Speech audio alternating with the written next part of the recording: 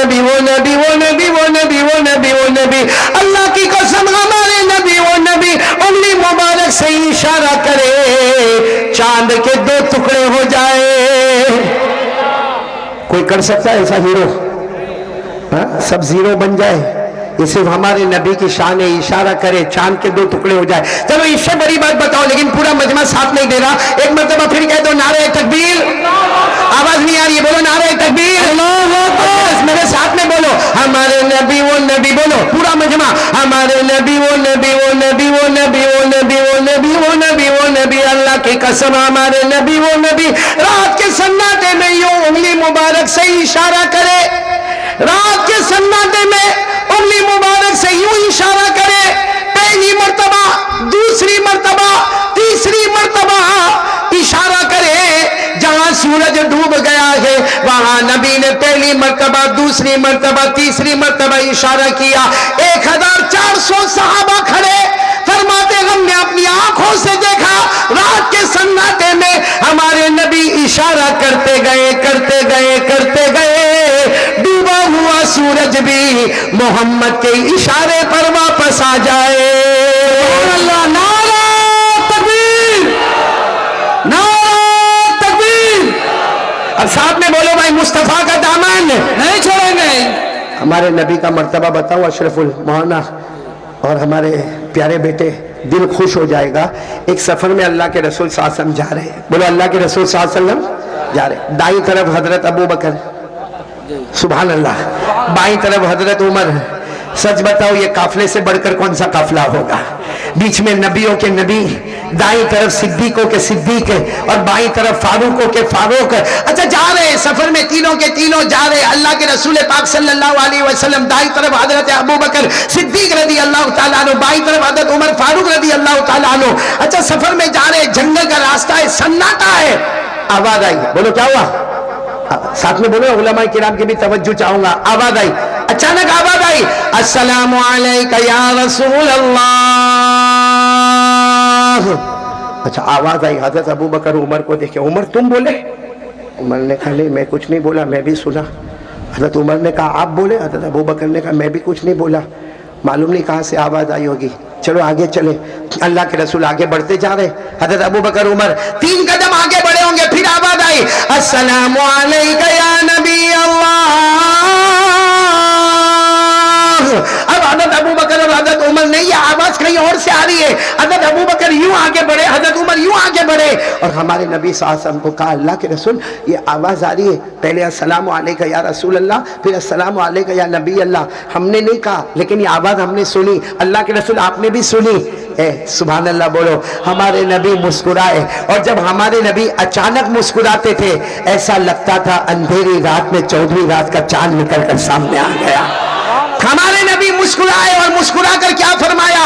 یہ بہت بڑی کتاب ہے تفسیر روح المعانی, علامہ آلوسی بغدادی رحمت اللہ علیہ کی, اس میں یہ روایت موجود ہے. ہمارے نبی صلی اللہ علیہ وسلم نے کیا فرمایا؟ مسکرا کر فرمایا ھذا حجر یعرفنی وأعرفہ ویسلم علی واسلم علی. ہمارے نبی نے فرمایا ابو بکر عمر تمہیں نہیں معلوم یہ سامنے جو پتھر ہے, سامنے جو پتھر ہے یہ مجھے پہچانتا ہے, میں اسے پہچانتا ہوں, یہ مجھے سلام کرتا ہے, میں اس کے سلام کا جواب دیتا ہوں. یعنی ہمارے نبی کو کون پہچان رہا ہے؟ کپٹیا والے ذرا زور سے بولیں گے, کون پہچان رہا ہے؟ ایک بہت بڑا واقعہ ہے, میں پورے واقعے پہ نہیں جاتا. ہمارے نبی صلی اللہ علیہ وسلم کو دعوت میں بلایا گیا. بولو کہاں پر؟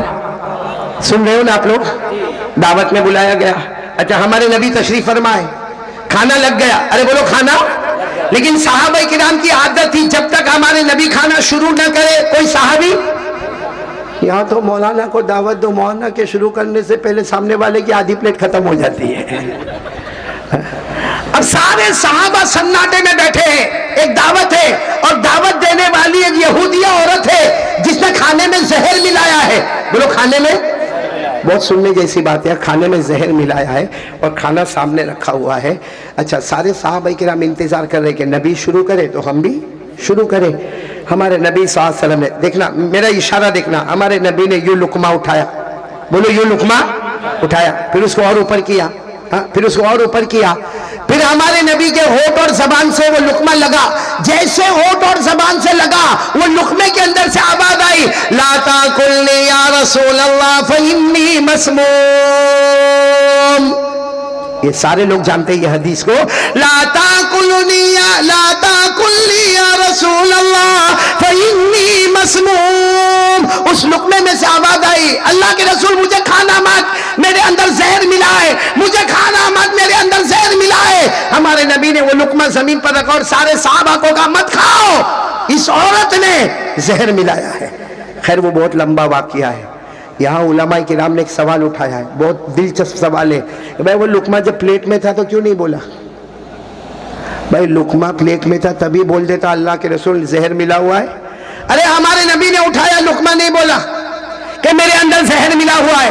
ارے ہمارے نبی منہ تک لے گئے, وہ لقمہ نہیں بولا کہ میرے اندر زہر ملا ہوا ہے. لیکن جب ہمارے نبی کے ہونٹ مبارک سے اور زبان مبارک سے لگا تو لقمے نے کہا, کیونکہ وہ لقمہ بے جان لقمہ بھی چاہتا تھا کہ ایک بار نبی کے ہونٹوں کو میں بھی چوم لوں. سبحان اللہ, ایک بار نبی کے ہونٹوں کو میں بھی چوم لوں. یہ کون چاہتا تھا؟ یہ علماء, بڑے بڑے علماء کرام نے اس کی وجہ لکھی ہے. تو میں پوچھنا چاہتا ہوں کہ وہ پتھر ہمارے نبی کو سلام کرے, وہ پتھر میں عقل, ارے پتھر میں عقل, ایمان, وہ لقمہ کھانے کا لقمہ, اس میں عقل, اس میں ایمان. وہ تو ہمارے نبی کو پہچانے کہ لقمہ ہمارے نبی کے ہونٹ کو چومنا چاہے.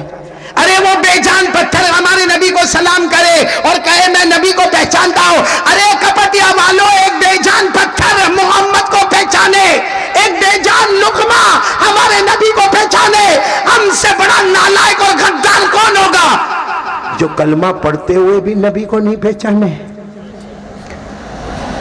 بتاؤ کون کون محبت کرتا نبی سے؟ اب ہاتھ اوپر کرو, بولو محبت کرتے تھے, کرتے ہیں اور کرتے رہیں گے, مصطفیٰ کا دامن نہیں چھوڑیں گے. یہ کہاں ہے؟ داڑھی کہاں ہے؟ یعنی جن کی ہے الحمدللہ, باقی جن کی نہیں ہے وہ ہاتھ کا کو اوپر کرتے. یعنی کیوں ہاتھ کیوں اوپر کرتے؟ یعنی نبی کو دھوکہ دینا. مولانا معاف کرنا, میں صاف کہتا ہوں ہم لوگوں نے بچپن میں اپنی ماں سے جھوٹ بولا. بولو بولے کہ نہیں بولے؟ کئی مرتبہ ہم نے اپنی ماں کو جھوٹ بول کر ماں کو دھوکہ دیا. کئی مرتبہ ہم گئے کہاں تھے اور باپ نے ہم کو پوچھا تو ہم نے باپ کو جھوٹ بولا, ہم نے ہمارے ٹیچر کو جھوٹ بولا, ہم نے ہماری بیوی کو جھوٹ بولا, ہم نے ہمارے بچوں کو جھوٹ بولا. ارے ہم وہ نالائق ہیں جو مدینے والے سرکار کو جھوٹ بولتے, ہم وہ ہیں جو اللہ کو بھی دھوکہ دیتے ہیں. داڑھی نہیں رکھنے کا اور ہاتھ اوپر کرنے کا. ابھی ہمارے بیٹے جب کہہ رہے تھے دونوں ہاتھ اوپر کرے, سب نے دونوں ہاتھ اوپر کرے, کیا یہ سوچا نہیں کہ کیا ان ہاتھوں سے میں میرے نبی کے دربار میں جاؤں گا؟ آپ نے سن لیا, جہاں جہاں میرا نام لیا جائے گا میرے نام کے ساتھ تیرا بھی نام لیا جائے گا, اور جو تیرا ہوگا تو میرے پیاروں جو نبی کا نہیں ہوگا وہ اللہ کا کہاں سے ہوگا؟ اور سچ بتاؤ ایک بات, یہ اگر آپ میرے کو جواب دے دیں نا پھر میں آگے کچھ نہیں بولوں گا. آپ نے اللہ کے ولی کا نام سنا ہوگا, خواجہ معین الدین چشتی. ارے ہاں سنا کہ نہیں سنا؟ کیونکہ ان کے دورے سفر میں بنگال کا بھی نام آتا ہے. بولو سبحان اللہ.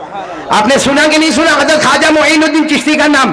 ایک مرتبہ کسی نے آ کر ان سے ایک سوال کیا, کہا کہ حضرت میں نماز بھی پڑھوں, میں تو روزہ بھی رکھوں, میں تو زکات بھی دوں, میں تو حج بھی کروں, میں تو عمرے بھی کروں, لیکن داڑھی نہ رکھوں. تو حضرت خواجہ معین الدین چشتی رحمت اللہ علیہ نے فرمایا داڑھی کیوں نہیں رکھے؟ کہا داڑھی رکھنے سے بڑھاپا جلدی معلوم ہوتا ہے. صحیح ہے غلط ہے؟ صحیح ہے, بالکل صحیح ہے. یہ میری عمر 52 سال کی ہوگی.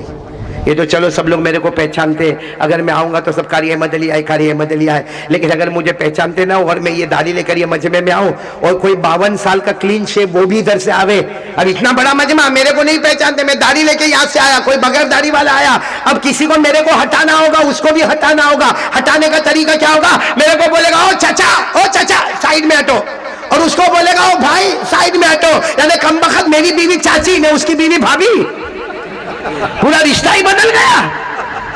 حالانکہ 52 سال کا وہ, 52 سال کا میں, بس میں نے داڑھی رکھا तो दाढ़ी रखने से उम्र ज्यादा मालूम होती है। तो सवाल पूछने वाले ने बिल्कुल सही सवाल पूछा, अल्लाह के वली ये दाढ़ी रखने से उम्र ज्यादा मालूम होती है। सब सुभान अल्लाह बोलेंगे एक साथ में, बोलो सुभान।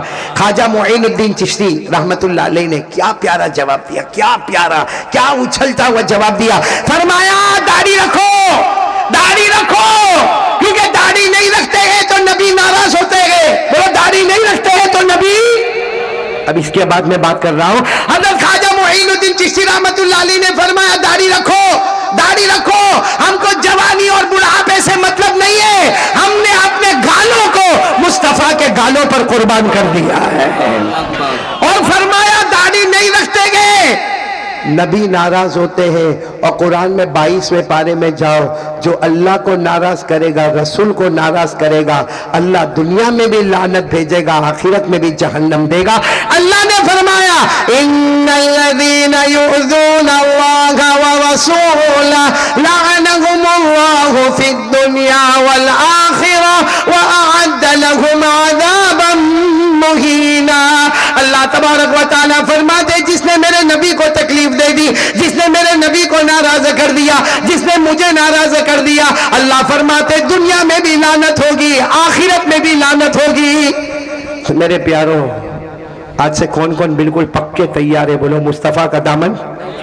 नहीं, आवाज नहीं आ रही, बोलो मुस्तफा का दामन नहीं छोड़ेंगे। आज अजीब मामला है मौलाना, जो हमारे नबी ने करने को कहा वो नहीं करना, जो नहीं करने को कहा वो करना। भाई हमारे आका सल्लल्लाहु अलैहि वसल्लम ने फरमाया जहां शादी का मामला हो बिल्कुल सादगी के साथ शादी होना चाहिए, शादी में फजूल खर्ची नहीं होना चाहिए, शादी में लंबे लंबे मंडप नहीं लगने चाहिए, शादी में ढोल बाजे नाचना गाना नहीं होना चाहिए, शादी में जहेज एक बहुत बड़ी लानत है। जहां हमारे नबी ने रोका वो काम हम लोग, अरे बोलो, और जिस काम से हमारे नबी ने रोका वो कर रहे, और जो करने को कहा वो करने को तैयार नहीं। अभी मैं हमारे वालिद मरहूम का भाई इंतकाल हो गया, दुआ करो अल्लाह मेरे वालिद की मगफिरत फरमावे। अभी ये जो हमारे दिल खैराबादी ने जो बातें कही ना, जो पहला मिसरा आपने कहा ना कि देवबंदी से क्या मतलब, बरेलवी से क्या मतलब, अहले हदीस से क्या मतलब, भाई हम तो एक ही से मतलब रखते हैं और वो है हमारे मुस्तफ़ा मोहम्मद रसूलुल्लाह सल्लल्लाहु अलैहि वसल्लम।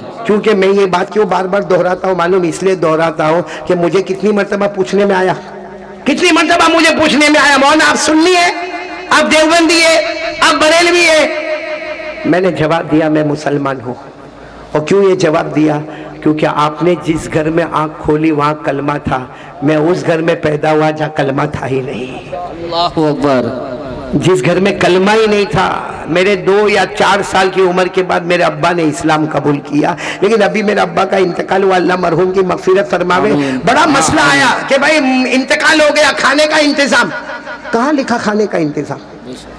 भाई जिसके घर में इंतकाल हुआ वहां तो मना है कि उसके घर में खाना पकेगा नहीं, उसके पड़ोसियों को चाहिए कि इनके घर का इंतजाम करे। तो यहाँ उल्टा मामला है, जनाजा रोक के रखा। मुझे कितनों ने कहा मौलाना पहले खाने का इंतजाम, मैंने कहा मेरे नबी ने नहीं फरमाया। जहां हमारे नबी ने कहा नहीं तो वो नहीं, चाहे पूरी दुनिया हाँ कहे, और जहां हमारे नबी ने कहा करो वो करेंगे, चाहे पूरी दुनिया मना करे। जान दे सकता मगर नबी के कानून को तोड़ नहीं सकता। कौन कौन इसके लिए तैयार है? तो कस के बोले अब मुस्तफा का दामन नहीं छोड़ेंगे। बोलो ना, हमारे नबी से बढ़कर कोई नबी नहीं। आपको एक बात सुना दूं, आपका दिल खुश हो जाएगा। हमारे नबी सल्लल्लाहु अलैहि वसल्लम जुमा का खुतबा दे रहे हैं। बोलो कौन सा खुतबा? अच्छा सच बताऊं, हमारे नबी का खुतबा कितना अच्छा होगा? भाई अगर मैं यहाँ पे कहूँ कपटिया में कि मैं जुमा तक रहूंगा और मैं जुमा में खुतबा पढ़ाऊंगा, तो बताओ आप लोग खुश होंगे कि नहीं होंगे? भाई मैं कहूँ कि मैं जुमा का खुतबा पढ़ाऊंगा, बोलो खुश होंगे कि नहीं होंगे? होता है कि भाई बयान कर रहे हैं, खुतबा भी पढ़ाएंगे, बोलो होता है कि कई जगह पर हम खुतबा पढ़ाने जाते, दुआ करेंगे कपटिया में भी आएंगे इंशाअल्लाह, बोलो किसी दिन, और खुतबा पढ़ाएंगे इंशाअल्लाह। लेकिन आपको मैं बताऊं, कोई बाहर से कारी साहब आ रहे, उनका खुतबा बहुत अच्छा होता। अच्छा अगर हरम शरीफ से कोई कारी साहब आ जाए, ओहो अल्लाह अकबर, पूरे लाखों का मजमा जमा हो जाए, तो जब हरम शरीफ के इमाम का खुतबा इतना अच्छा होता تو سرکار دو عالم صلی اللہ علیہ وسلم کو خطبہ کیسا پیارا ہوگا. ہمارے نبی جمعہ کے دن خطبہ دے رہے. سننا, اس زمانے میں ایسا جیسا آپ لوگ بیٹھے ہو نا, بس مسجد ویسی ہوتی تھی, اوپر کوئی چھت وغیرہ نہیں ہوتا تھا. ہمارے نبی صلی اللہ علیہ وسلم خطبہ دے رہے ہیں. ہمارے نبی صلی اللہ علیہ وسلم کا خطبہ الحمدللہ الحمدللہ کی نحمدہ ونستعینہ ونستغفرہ ونؤمن بہ ونتوکل علیہ. ہمارے نبی کا خطبہ ہو رہا, ایک صحابی دور سے آ رہے جن کو جمعہ میں آنے میں دیر ہو گئی. اچھا, وہ صحابی کا نام بھی سن کے آپ کو تعجب ہوگا, حضرت عبداللہ ابن مسعود. بولو کون؟ حضرت عبداللہ ابن. اچھا, اتنے بڑے صحابی کو جمعہ میں کیوں دیر ہو گئی؟ وہ خود فرماتے میرے پاس کپڑوں کا انتظام نہیں تھا, کپڑے کا انتظام ہو گیا تو میں جمعہ پڑھنے کے واسطے آ گیا. اچھا, حضرت عبداللہ ابن مسعود دور سے آ رہے, سارے صحابہ بیٹھے ہیں. اچھا, اس زمانے میں ایسا ہوتا, صحابہ بیٹھے ہیں, پیچھے ان کے اونٹ کھڑے ہوتے, وہاں ان کے جوتے چپل ہوتے. حضرت عبداللہ ابن مسعود وہاں سے آ رہے. اچھا, ہمارے نبی خطبہ دے رہے. خطبے میں ہمارے نبی نے کوئی واقعہ سنایا, اور اس واقعے میں ہمارے نبی نے فرمایا اجلسو. بولو کیا فرمایا؟ اجلسو کے معنی آتے بیٹھ جاؤ. اب حضرت عبداللہ ابن مسعود دور سے آ رہے تھے, جہاں سارے اونٹ کھڑے ہیں, جہاں لوگوں کے جوتے چپل رکھے ہیں, حضرت عبداللہ ابن مسعود وہیں پہ بیٹھ گئے.